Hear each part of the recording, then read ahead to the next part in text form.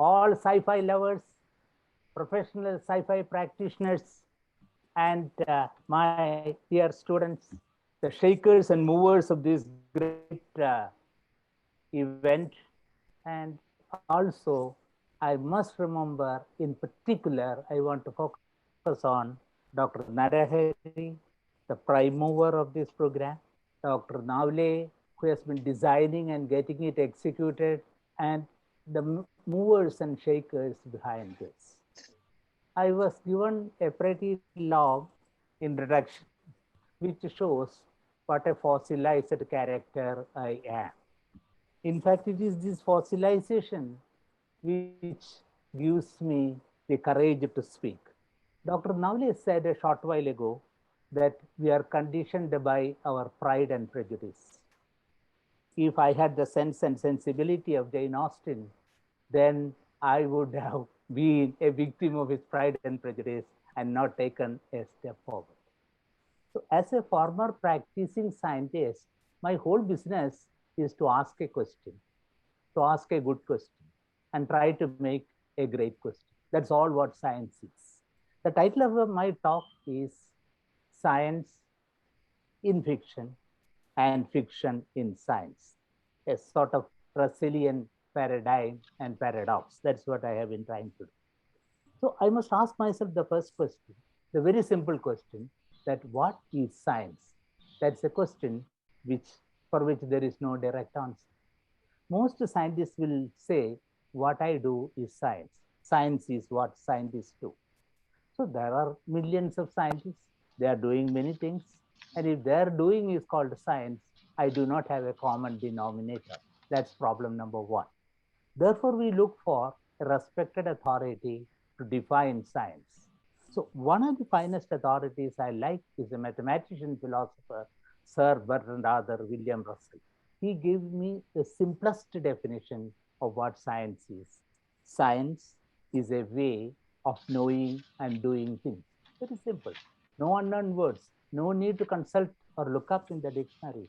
Science is a way of knowing and doing things. Yes. But he put as a mathematician, he put a derivative, a rider, which says that knowing without doing is not science. And doing without knowing is not science. The complementarity of knowing and doing integrated into a single holistic approach, that is what he called science. And we scientists still debate on this definition, but they find it as an operational, pragmatic definition. The next word I should familiarize myself with to ask the question is, what is fiction? That is more difficult to define than science. If you ask me as a physicist to define what friction is, I have no problem, because friction is a force and its unit is a Newton. We know it very clear. But from friction to fiction, it's a long way. So we take a literary definition, a narrative, an imaginary narrative, as one of the literators has defined it. So if you define fiction as imaginative narrative, then we come to the noun, what is imagination? Imagination involves the difference between an object and the implications of an object. I see something and I have a series of thoughts arising from that. Those are the implications of the thought. Or if you go to the Shakespearean concept of imagination, then he has said that, let me quote Shakespeare, the lunatic, the lover, and the poet are all of imagination compact.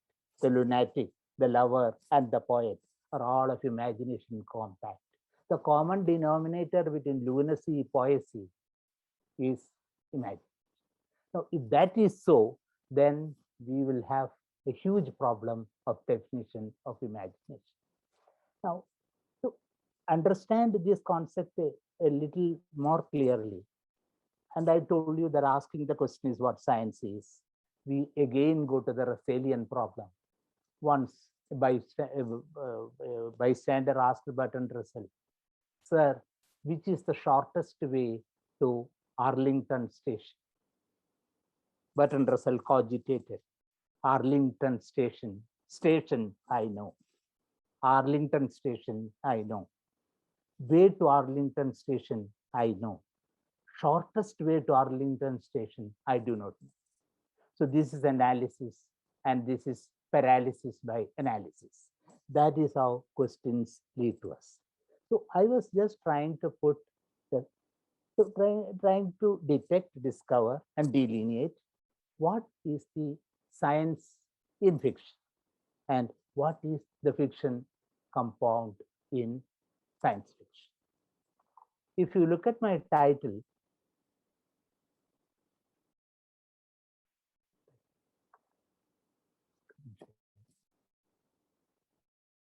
I will just Respected go share, you to can also share. share the screen. Yes, I am trying to do that. Yes. Now, can you see now my screen? Yes, sir. Yes, yes. Now is my screen this. Yes, yes, yes, sir. So Yes, sir. here I have written, yeah, a biological parameter, anatomy and physiology of science fiction. If you know the anatomy, that's part of your understanding. You know the structure, you know the framework.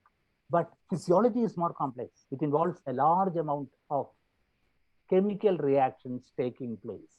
Therefore, I have added the word chemical engineering into this.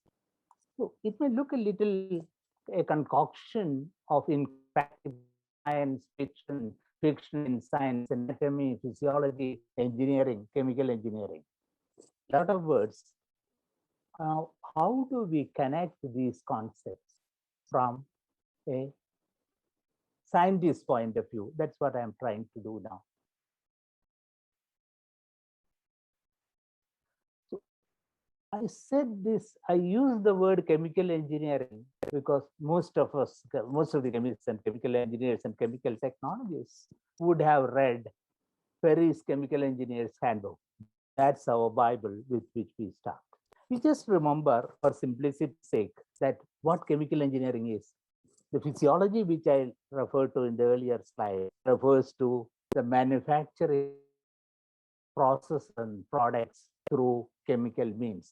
That is where chemical engineering comes in. So my attempt will be to look at chemical engineering processes which have come of age and their embryonic in and I put my this hypothesis, not this hypothesis. I am going to look at the coming of age of chemical engineering today, the state of the art today, based on the embryonic conceptualization it had in the sci-fi literature of the past. So that's what I am trying to do. And I propose a model for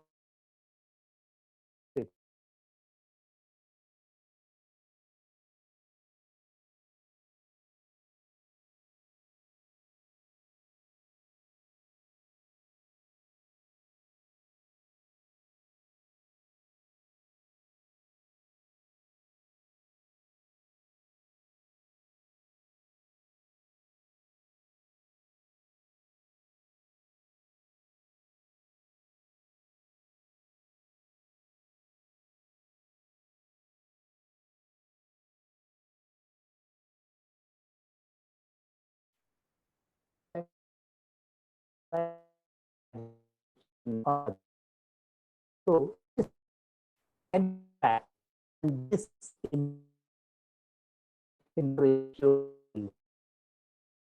percent of scientific fact to 99% of fiction to 99% of fiction to 1%. That's a spectrum, the wide spectrum available to us. And there is an infinite spectrum of fertile imagination where you can work. And that is why the creativity and the prolificity of creativity is absolutely high with respect to the mixture of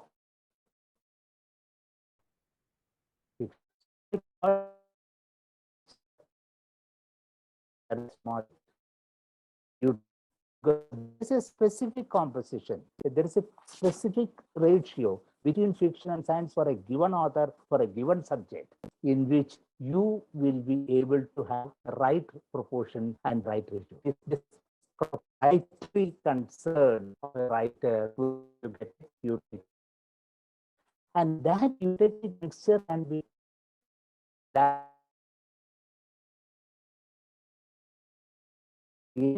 of the engineering so the business we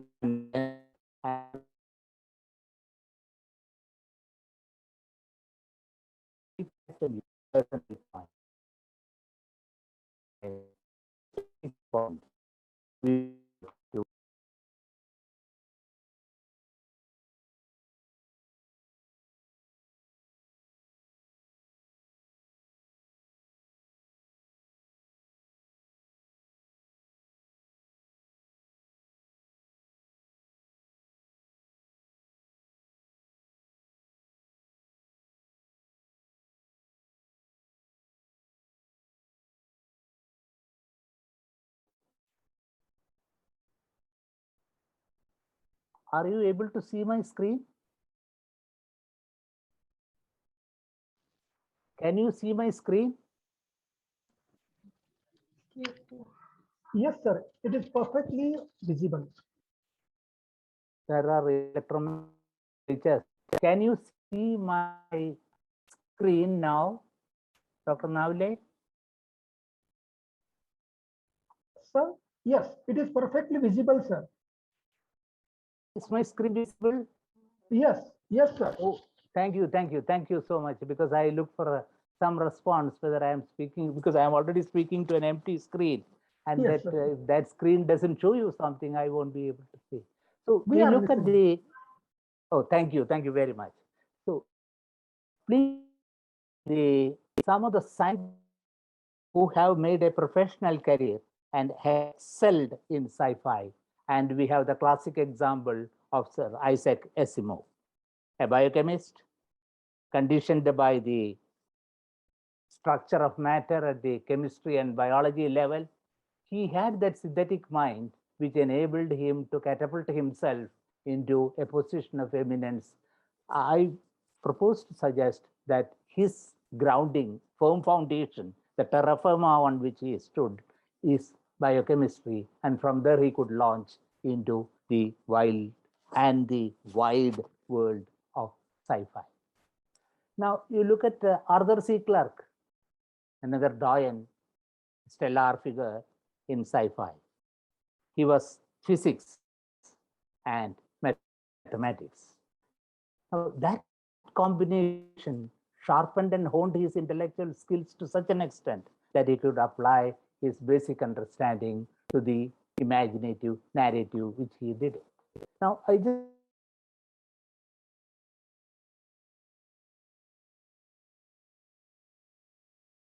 of separating isotopes, atoms which are very similar, but magnifying the minute difference between them, it was possible for him. And that is where the sharpness of the spectrum comes. Diosid was also a good science fiction author. J.B.S. Haldane graduated in classics. From there, he moved to genetics, and they brought in an intellectual repertory for his work. Then we have the great Huxley brothers, Julian Huxley and Aldous Huxley. Aldous Huxley, I'll come into a little later again. Now, Julian Huxley, although he was extremely adept in the craft and art of biology, he was also capable of conceptualizing science fiction in a notable way.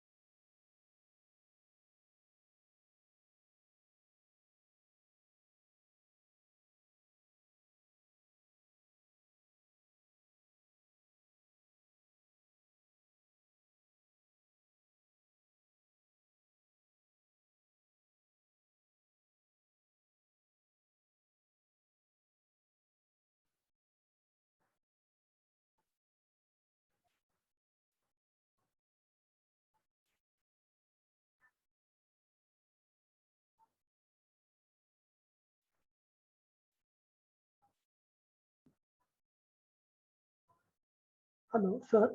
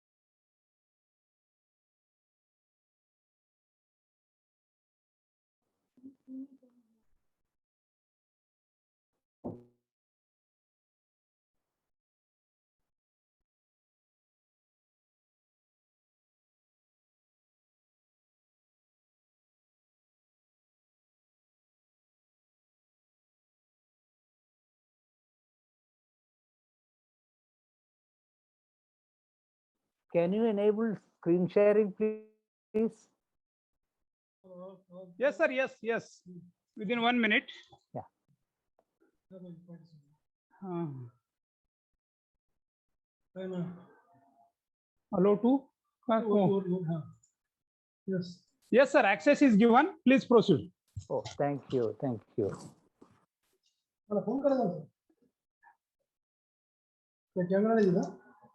Okay. We were here. Am I audible? Am I visible? Yes, sir. Yes, yes. Please Okay. proceed. Yes. So I was discussing about my colleague, Professor Shivadas. Isaac Asimov is known to have written about 150 books on science fiction, and my colleague has written about 250 books, and we call him the Isaac Asimov of Kerala. Most of his works, 95% of his books, are in the regional language, but a small minority, 5% is done by us jointly. So that is the story of science fiction. And he is a professor of chemistry, professor of organic chemistry, and he has been at it for a very long time. That was a collaborative effort. Now, the first science fiction book. Now, when I use the word science fiction, I use the entire electromagnetic spectrum. It is not a specific wavelength, the whole spectrum of science fiction. That is right from a small amount of science to a large amount of fiction. So we wrote a book which is called VR 108, Professor Shivadas and my humble self. This is the autobiographical narrative of the 118 elements that make up the universe. Hydrogen, helium, lithium, beryllium, boron, carbon, nitrogen goes on until it becomes 117, Tessa-9, to be followed by Organison, the last element human made, which is 118. What we conceptualized was each element should come and explain its usefulness to you, how it looks like, what are the properties it have, and what are the potential forecast technology of that element. For example, in the case of hydrogen, we have written that a hydrogen economy is to be born, and that petroleum fuel will be replaced by hydrogen, either as fuel, in fuel cells, or by simple thermochemical oxidation. So looking into the future of that element and how it will be useful to us, we looked at all the 118 elements, the fundamental building blocks of nature. We did that. And we call it a science fiction book. We wouldn't call it a novel, it's not a book. And it is meant clearly as part of creative science literature, which is a subgenre of science fiction, because it's meant for children, even up to the graduate level, this could be used. And we had the privilege of taking this to the Royal Institution, the Royal Society, London. And we had the greater privilege of handing it over to Sir Martin Polyakov, the greatest authority on that subject. He has produced 118 YouTubes with as imaginative narrative of all these elements, and that was the classical work he has done. We have done it in an Indian context with the Indian educational system, That was the difference. And Martin Polyakov is all the more remarkable for look at his gray, silvery hairs. They plucked out one hair, one strand of hair from him. Then put the entire periodic table of 118 elements into one of his hairs and preserved in the Royal Society Museum by laser microscope. So the story of elements, the story of 118 elements, creatively narrated. That's what it was. This book was written by Professor Shivadas and me, and this is in English. Now I come to another aspect where science fiction has stimulated or actuated a mechanism. All of you might have read the novel 215 by Paolo Bacigalupi. Bacigalupi has written about water, and that is in 2015. 10 years ago, that is in 2005.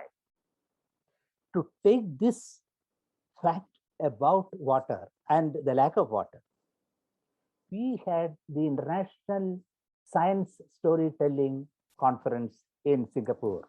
And that was the time when Singapore started creating water from extremely dirty situations, which we called the black water, and including the gray water.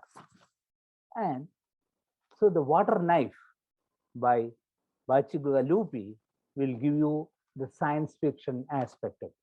And he coined, as most science fiction practitioners do coin, creative and innovative expressions. Like he combined ecology with architecture and called it arcology. In that, the bubble-like situations where the urine is converted into potable, safe water. That was one of the devices he has mentioned in 2015. So water has been a dominating field ever since, even much earlier. And the Singapore government has produced desalted water, or they made sweet water from seawater, from salt water. And the procedure was very simple. Apply pressure, put a membrane, they call it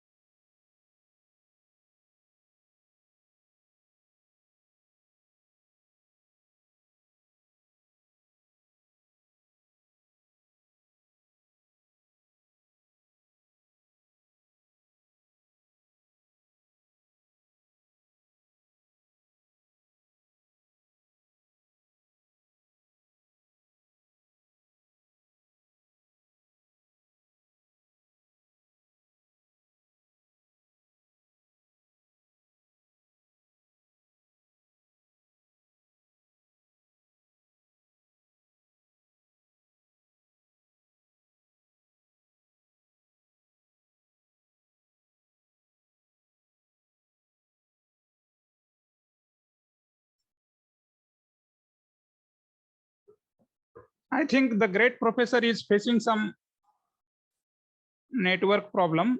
Let us wait.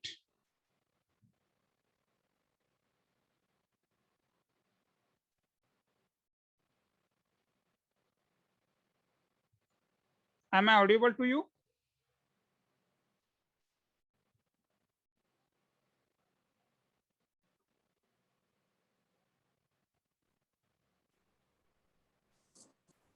Yes, you are audible. Am I audible now? Yes, sir. Yes, Yes, sir. Yes.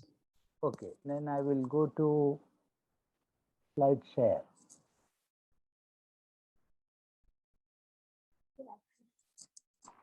Please give me access to share my screen.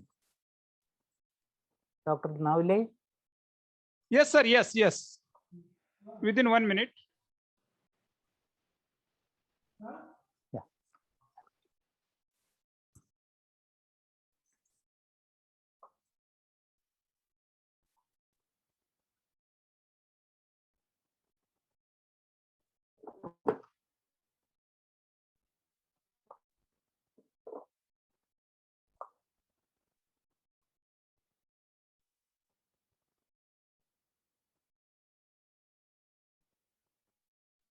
Is my slide visible now? Yes, sir. Yes, yes. Please proceed. Okay, good. So for you, I'm sorry for this frequent frequency disturbances.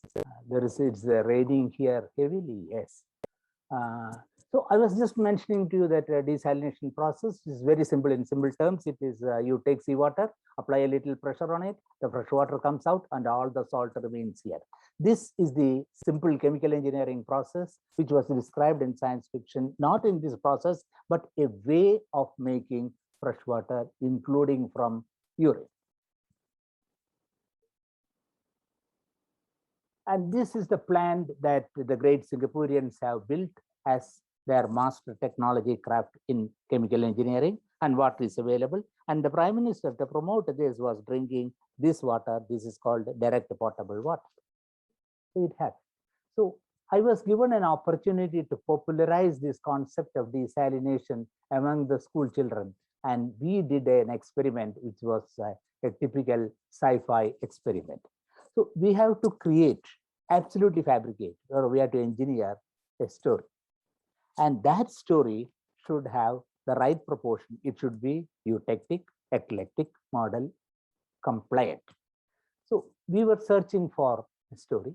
And one of the most arresting attractions which we can think of is a mythology story. And Indian mythology is a very rich and fertile field, and you will always get a large number of them. We thought about the concept of the swan being used, but that will be only at a design level, at the device level. But to design a story around that, we went into a story of Indian traditional marriage among the royal community. That is, the king decides to give his daughter in marriage to the most eligible king who is present, which is called the self-selection procedure or the Swayamvara concept. So we tried to build a story, and I had a Chinese geologist collaborating with me as the narrator. But it is not only the narrator, it is the conceptual stage itself. The Chinese geologist was working with me when we were working on the Indian mythology.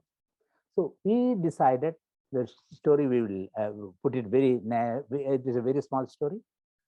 Rather, I will give an abstract of the story, which says that there was a royal wedding decided, and all the eligible princes have assembled elegantly with all their luxuriant apparel, and there was a great royal feast going on. And there wasn't one of the essential items for a royal feast is there should be a milk pudding. The milk has to be brought. The finest of milk, the purest of milk, should be brought and gathered from all over his land, and there was a flow of milk to his face. Every farmer has to bring the best of his produce, milk. So we found, according to the story, one person, a young person, came with 2 barrels and added that to the common inventory of milk being gathered. After emptying his 2 barrels, he went to the well and started filling it with water and adding water to the milk. The security caught him red-handed. You are adding milk collected here to which water, and diluting the milk for the royal feast is a punishable offense, and you will be beheaded shortly. That's how the Chinese people wanted, my Chinese colleague wanted to do that. So sure death was facing him. He was adding water to the milk which has been procured there. Then the matter went to the king, and king asked, "What are you doing?" Sir, I'm just diluting this to bring it to the normal level. You're diluting to bring it to the normal level, a contradiction in terms. Yes, sir, I have brought highly concentrated milk, very high order of concentration, which I have separated at home. I did that and I brought it here. You can bring your lactometer and test it. When the lactometer test was taken, the milk had a higher concentration of milk than the natural normal value. And that was due to the concentrated produce he brought it. So that was an engineering, a chemical engineering achievement, which was applauded by the king. And the princess was viewing the entire show because it's going to be a tragic comedy here. And she looked at it. The king, in his grandeur, magnitude, invited the engineering entrepreneur to attend his marriage. He also sat along with the eligible princess. And as the marriage wreath went around, the princess put it on his head, and that is what happened. So this is called the Roman, RO man, reverse osmosis man engineer who did it. Here you can find Chua Eileen science storytelling, and it is the princess to the left who became very happy to have been married to a chemical engineer of that profession, and who has mastered the technology of desalination, for which Singapore is critically dependent. So this is how we drafted the story. I have narrated in the crudest fashion, but the finest narrative came from the Chinese geologist. She was able to act this out to an audience, and we could market the desalination technology to the student community thanks to a science story. Now I am putting this, I am highlighting the science story because that is experiential part of it. We created it, we conceptualized it, we delivered it, and we know what the effect was. And the story still runs in schools and other places. So that is the story of where chemical engineering was used to bring a fictional element into a fact. Now let us look at Aldous Huxley. Aldous Huxley is famous for his two major science fiction works, The Brave New World and The Doors of Perception. Now, if you look at The Brave New World, you will find that expression, those three words were taken from Shakespeare's The Tempest, Act 5, Scene 1. Miranda comes, Prospero creates a tempest. The Tempest is the last play written by Shakespeare, in which he created a tempest, and Prospero is the main character. And Prospero's daughter Miranda sees the shipwrecked people, and in which there is the young man Ferdinand. On seeing Ferdinand, Miranda says, "A brave new world, what wondrous people are in it." That is how Aldous Huxley took that word from this. Now, then he goes on to describe many of his fictional aspects, but a more scientific analysis of Aldous Huxley's doors of perception is required, because it is now believed that Aldous Huxley created this work after consuming mescaline or one of the psychedelic products. And it is the opening of his mind, the liberation from inhibitions, which he realized through chemopharmaceutical psychedelic drugs. That is what is more important. And you will find the expression soma in that. And that soma is etymologically an Indian word, the somarasa, which is a palliative, a panacea for the entire problem which society was facing, because the society was having residual unhappiness, to quote Aldous Huxley. If residual unhappiness is a residue in chemical engineering terms, and if that residue has to be dissolved, an appropriate solvent has to be used, and that solvent, he called it soma, and which was given to the general public so that the entire society could be controlled mentally. So control of the societal mind. It's a major psychological phenomenon. That is what has happened as far as Aldous Huxley is. Now, if you compare the products now delivered by pharmaceutical chemistry, which is largely based on chemical engineering, you will find a number of products. You go to a psychiatrist, MD or DM in medicine, and you narrate your mental state. They have a large chemical armamentarium today, an armamentarium of tailor-made precision, lock and key arrangement.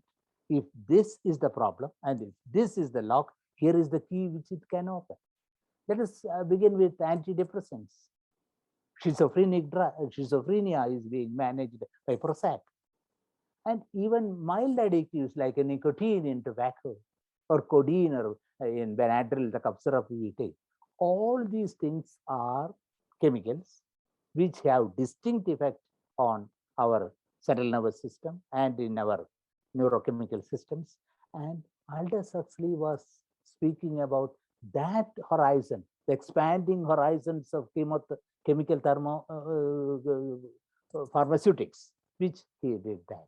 So that is what we found in science fiction were a few facts, but in this case, internalized facts, because Aldous Huxley himself subjected to an experimentation, and the results of our experimentation were very scientifically documented, and those of perception continues to be an extremely valuable input for assessing the science content of science fiction. Now, let's have a quick look at Margaret Atwood's book, The Arix and the Crake. I am not going into all the details, but one simple instance where mature chemical technology has been able to come to that. Margaret was speaking about cultured meat.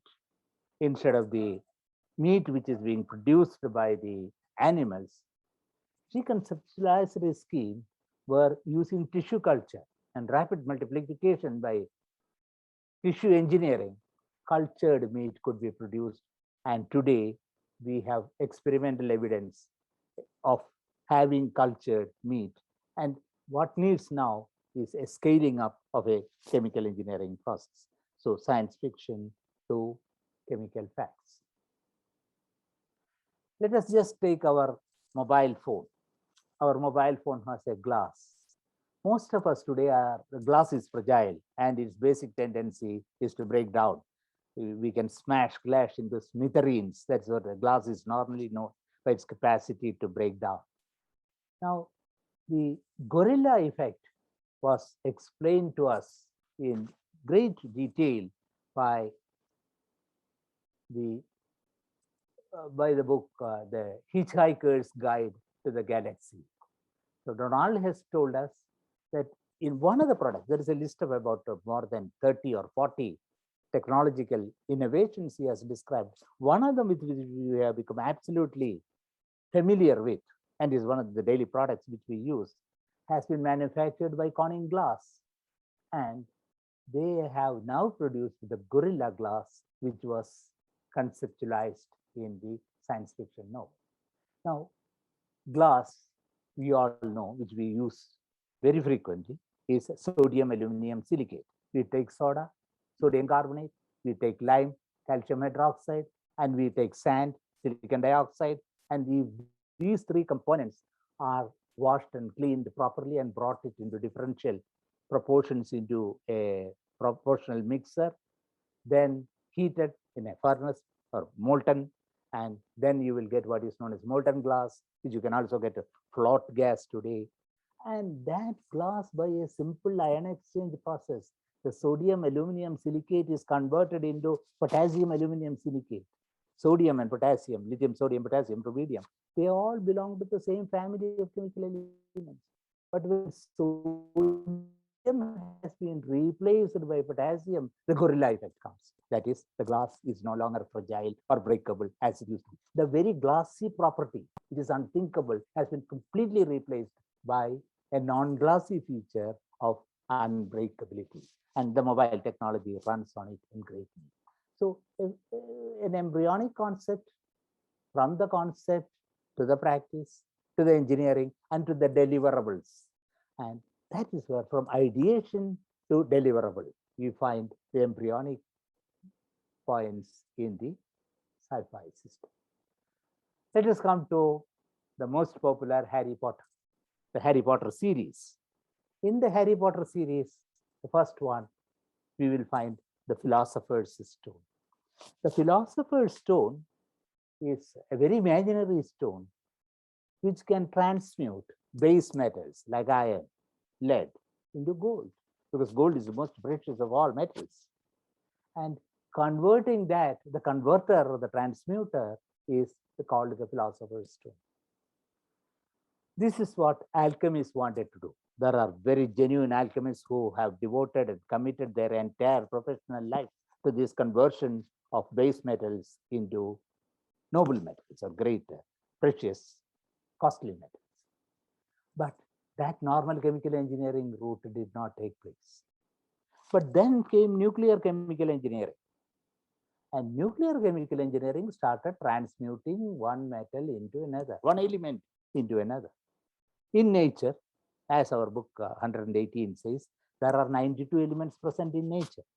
The 93rd to 118, 25 elements, fundamental building blocks of nature have been created, human-made, thanks to the pioneering, path-breaking, way-setting work of Seaborg. Seaborg translated this concept of the Philosopher's Stone. And the Philosopher's Stone he used was either a nuclear reactor or a cyclotron or a particle accelerator.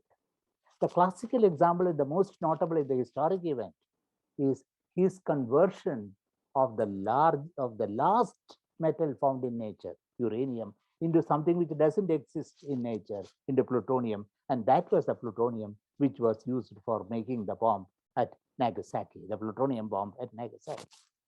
So the Philosopher's Stone, which Harry Potter loved so much, came into this form. We have the nuclear reactor and we have the 92nd element. The 93rd, when he radiated 92 uranium with the neutrons, it became neptunium, beta decayed, and then became plutonium. So the whole thing went on. And today, from the 118th, the tennessine, 117th, the tennessine, the 118 organison, these 25 elements are a reflection of the Philosopher's Stone, which was so vividly and vibrantly portrayed in sci-fi literature. And to take the classical example of converting strictly into gold, if you take, of course, you can take lead and lead it through a large number of reactions. But if you take mercury 196 and irradiate with a neutron, you will get the gold 197, a straight, neat reaction. But the only point is the very, very few small number of atoms will be formed. But the technology has been. Again, lingering around Harry Potter, we find his most famous, most striking feature, which we call the invisibility apparel, which he used to wear.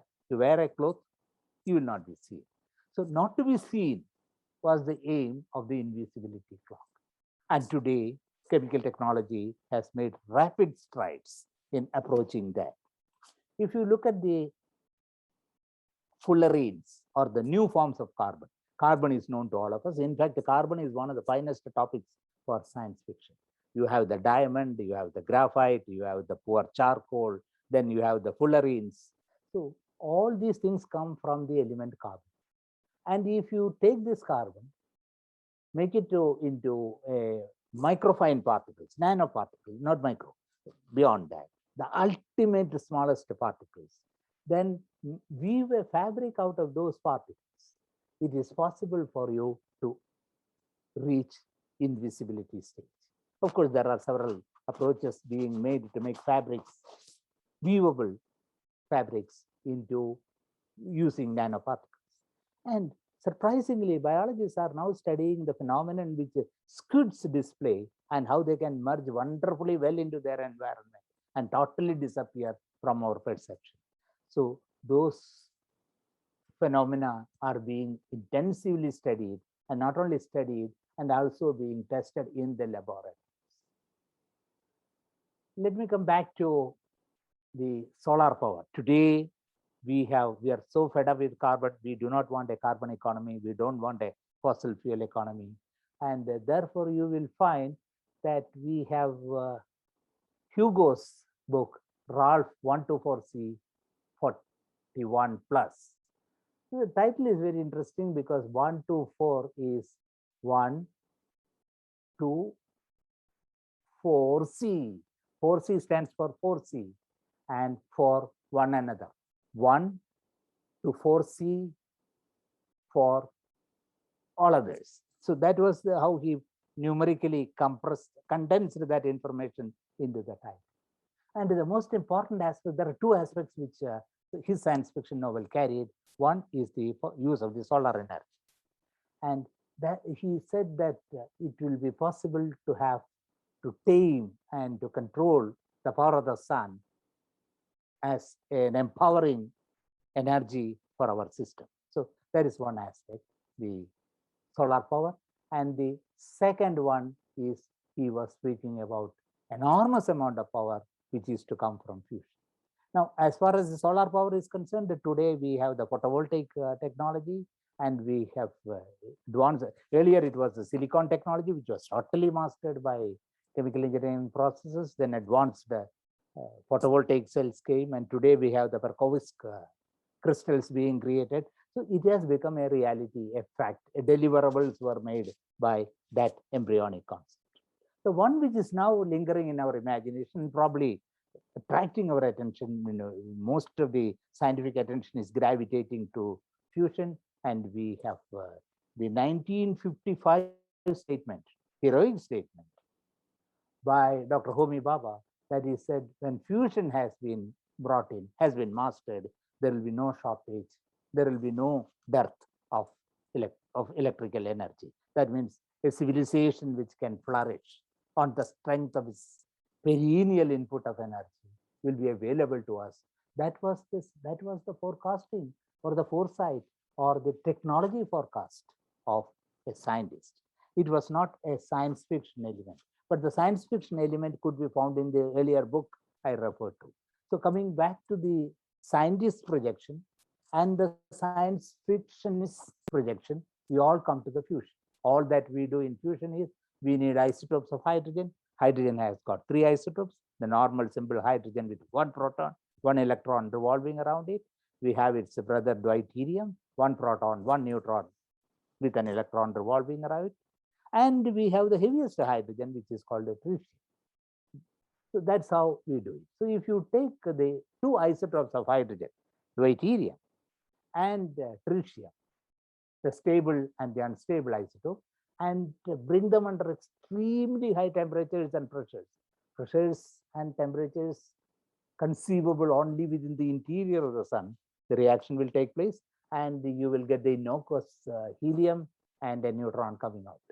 So there is an enormous amount of energy coming out of it, obeying the Einsteinian equation E equal to mc squared. Small mass defect happens, and a huge amount of energy comes. This technology has been on the anvil for such a long time.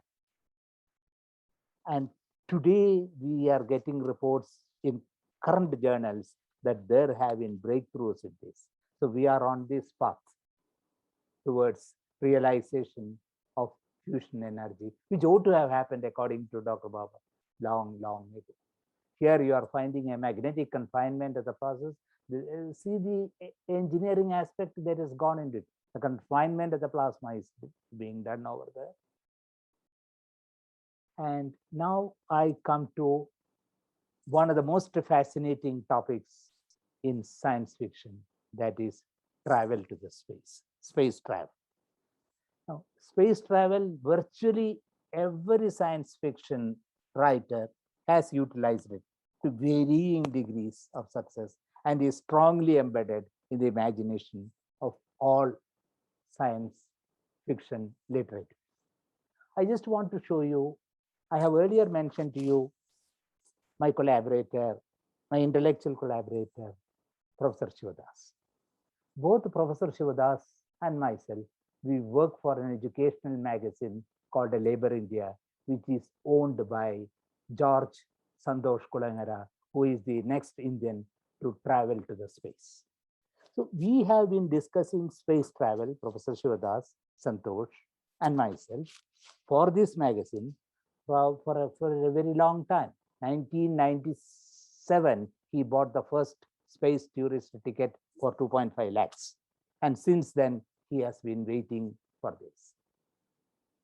And Santosh has been asking us, telling us to write about science fiction in the space travel mode, including how desalination technology is used in space travel. In fact, earlier I told you the urine to water conversion.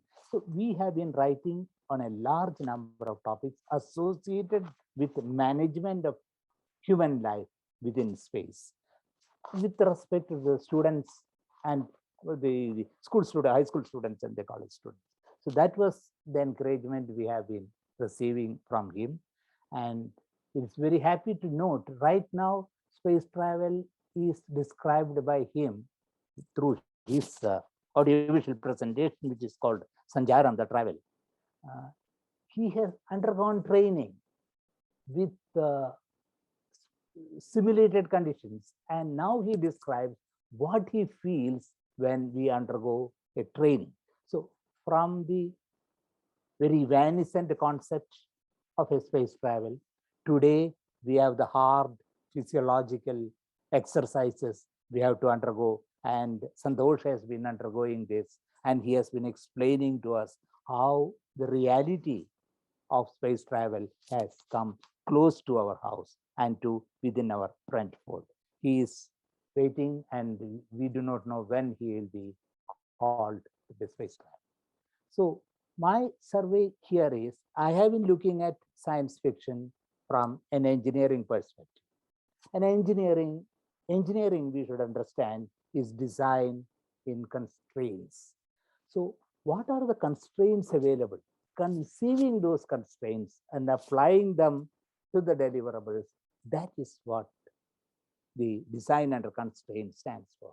And design and constraint is a driving force of chemical technology. And chemical technology, and there have been theses prepared on this. Chemical technology has been applied to produce some of the dreams of science fiction writers, and they have made the deliverables today. I'm also very happy to say that today science fiction has been accepted as a module, as an academic module for undergraduate studies in chemical engineering in most of the US universities. The US universities want their future chemical engineers to know, to understand, to appreciate, and to technically evaluate the concepts that wander through the minds of science fiction writers. So that's the way I look at science fiction and the connection with chemical engineering. Thank you very much for the time and attention given to me. Thank you. Honorable Professor Dr. A.P. Jayaraman, sir. Yes, you have caused a spellbound impact right from the title. See, nomenclature. It was a thorough discussion that how should have a perfect nomenclature title, and you have given a very concrete and ideal examples. See, the title is, we request you to show the title page, please. Honorable Jayaraman, sir, am I audible to you? Yes, you are audible. Please. Except my manipulative skill bringing my first slide. Please show the title page. Title page. Because can I show? Is it possible to share?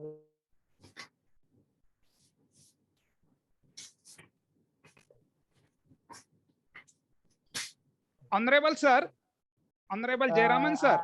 Yes, I'm trying to show you. Yes. Let us hope the network will be in a good condition. The famous quotation by Isaac Asimov, the progress of science and the progress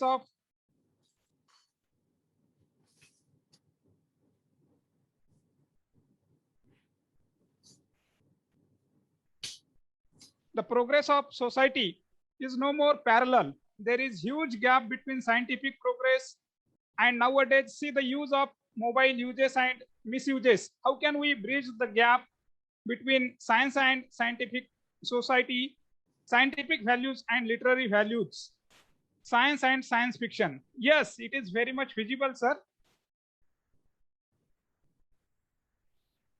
Very funny title, witty title. Science in fiction and fiction in science. The dire need is to bridge the gap you have shown, and it is a kind of answer to Isaac Asimov. How can we bridge the gap between scientific values and literary values? Yes. All the values are in terms of human welfare. I quote Albert Einstein, concern for man and his fate must be the chief endeavor of all scientific activity. Never forget this in the midst of your equations. Quote, concern for man and his fate must be the chief endeavor of all scientific activity. Never forget this in the midst of your equations and graphs. Deeply involved in your science, you forget the humanity around you. What is the ultimate objective of your work? The welfare of humanity. That is why today scientific output is measured in terms of Human Development Index. If your scientific activity is not connected to Human Development Index, it has no meaning. It is sterile and barren. Absolutely so. This morning, Dr. Navile, you raised a question and I was flabbergasted by it. What is the difference between cost, value, worth, and price? Am I right? Yes, sir. Yes. Yes. That is one of the most imponderable questions in management. We can give a price. You can give worth, cost, and value. The ultimate is the value. You can pay a price. There is a cost of making it. And there is a cost of ownership, which is its worth. But ultimately, it is the value which is important. I buy a bulb, which is very costly, paid the price. Transportation cost involved. I stood on a stool, tried to fit it into the holder, the bulb falls down, its value became zero. So you can have cost, price, worth, but the value comes only when the bulb is put in the holder, switched on, and light comes in. Somewhere in the supply chain, you can lose the value aspect of it. But today, most conscientious scientists and governments are aware that every scientific and technological activity should be weighed in the grudging scales of human welfare. And it should be linked with the numerical quantitative index of Human Development Index, HDI, which is measured to the second decimal of accuracy. Thank you, sir. Thank you. You began your question, your presentation, your thorough lecture with a question with Socratic method. And without any exaggeration, as the students, we humbly put on record that you are the Socrates for we students, though we are from outside of your conventional classroom. Please accept us as your students. Sir, Socrates has presented one thesis. Human being can be moral without theology. Human being can be moral without theology. And the general thesis, science has become the religion of our age. How can you justify this thesis? How science become the religion of our age? We are now entering into the realm of metaphysics, ethics, and morality. Now, these are the semantic vectors of contemporary intellectual sphere. If you look at some of the lectures from Harvard University, Michael Sanders, the ethical choices, the moral dilemmas which modern science has brought up is sharply and poignantly brought out by him. For example, should I do it or should I not do it? What would be the natural and probable consequences of my action? Every time I have a problem, we are supposed to be extremely elegant problem solvers. For every problem, we generate a number of solutions. Say one problem, if you can have only one solution, you are a very poor problem solver. If you have one problem and you have n solutions, you are intellectually very fertile. But it is not the listing of the number of solutions which is important. You should be able to generate the scenarios correspondence to the acceptance of each solution. S1 to S1 to Sn. So you get n number of scenarios and you have to reject n-1 solutions and accept one. It is a painful process of accepting one against a large number of your own creations. That's what the problem is, or what the philosophers call murder your darlings. These are the solutions you have created by your own intellectual effort, and you are going to murder all of them. So this is the problem in modern ethics and morality. Therefore, the pragmatic approach that anything on science and technology to be applied on society, it should be valued in the grudging scales of Human Development Index. That would be the operational parameter.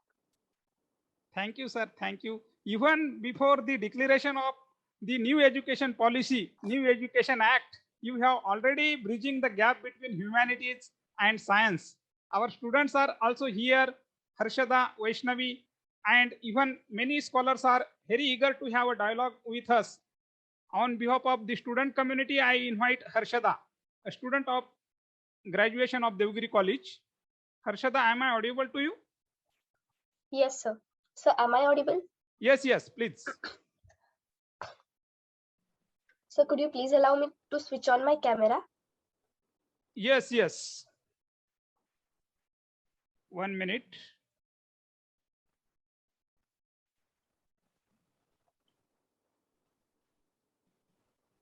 Yes, Harshada, shoot your question. Please. Namaste, sir. Namaste. It's I'm at this moment I'm feeling blessed that I'm having a conversation with you. Actually, it's my honor, and actually you are my role model, sir. And myself, Harshada Manisha Vinod Pathak. I am a student of BSc first year, and I'm studying in Devgiri College. So my main subjects are physics, computer science, maths, and the languages are Sanskrit and English. Sir, apart from the science fiction, I wanted to ask you that many of the people, means many of the students who are suffering from who are in my age, at about my age, most of the students, they say that physics is most difficult subject to study. We are not able to study the physics subject very eagerly or very nicely. We don't have interest when we study physics. But actually, I don't feel the same for physics subject. Actually, I have keen interest to study physics. So could you please explain what can be the basic things that can make students to study physics very easily or simply, that we can get that subject and we can mostly study or learn that subject more easily? I am extremely happy to know that you have accepted physics as a primary subject, because physics will regulate your thoughts. At the college level, you are studying deterministic physics. Do this, that will happen. F is equal to ma. Force is equal to mass into accelerator. Force, you know what it is. So if you put something or if you pull something, there will be a Newtonian world in which you are living right now. That Newtonian world is a wonderful world where things are predictable.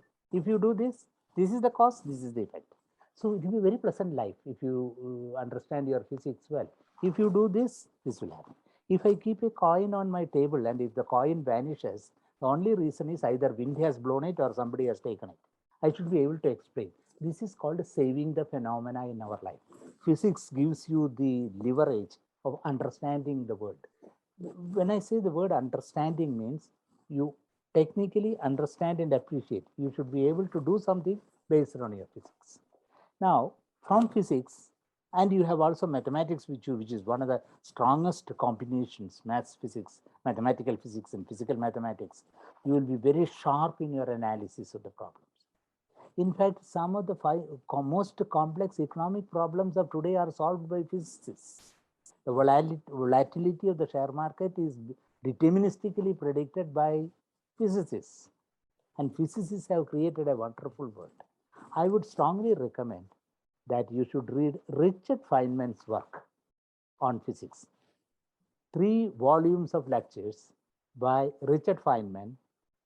his 3 volumes of physics, that will put you in the front rank of physics, because you will have a very strong foundation if you listen to Richard Feynman. Also, you should read contemporary work. Which are the fields active today in physics?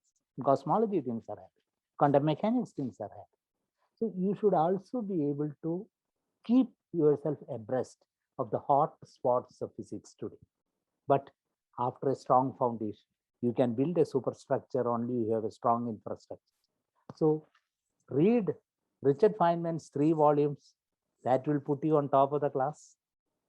Read your journals, and physics will be a very, very powerful aid in your life in analyzing the problems, in selecting the problem solving mode, and a scientific attitude to life will slowly emerge from the pursuit of physics. I congratulate you on accepting physics.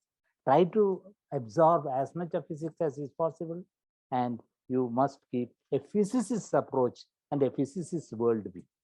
That's my statement. Thank you so much, sir.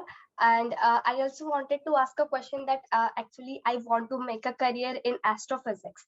I have a keen interest in research field, and you, even Dr. Honorable Dr. Muthu sir, I am inspired because of all of us. And could you please suggest me a path after BSc so that I can build up my career in astrophysics? To enter astrophysics field, you must have your masters, you must have your doctors. And in any scientific field today, in the most competitive scientific fields like astrophysics, you should be able to get your doctorate at the youngest age. If you can take your PhD at 23, 24, 25 in that group, there is no fun in taking a PhD at 35. The age, a professional career depends on the professional age, and professional age starts with the professional PhD age. So I suggest you, Mumbai University has got extramural courses, there are master's programs, and there will be many other universities. I have not refreshed my memory before I came for this. Astrophysics, with your background of physics and mathematics, you are suitably, you have the right repertoire of basic subjects. Get into astrophysics and earn your PhD as early as possible, preferably from a reputed institute under a great guide, and that will be your passport to the fantastic expanding universe of astrophysics. Oh, thank you so much, sir. Thanks a all lot. All the best. All the best. Honorable sir. Yeah. Thank you very much. Your overall life is an timeless inspiration to all we students. We love your life. I am a student. Dr. Naule, I am a student. Yes. Sir, what will be your message to aspiring students? And second question, I should not ask, but I am very sorry. I am very close student to you, but would you like to highlight your schedule, daily schedule, the way you maintain the health, physical health, mental health, and we students may learn from you many things. See, timeless inspiration, a matter of humble request, please. Yes. Today we have high information density and high quality of information available. There is information explosion. So we should be able to reject and select only the right amount of information. We are not walking encyclopedias. And ability to retain information and to regurgitate, which was called a virtue in my student days, is no longer so. You are given data. From the data, you have to take information. From the information, you have to process. And from the processed information, you should be able to do something. So the theory of knowledge and the epistemology and the process of knowing itself has undergone tremendous changes.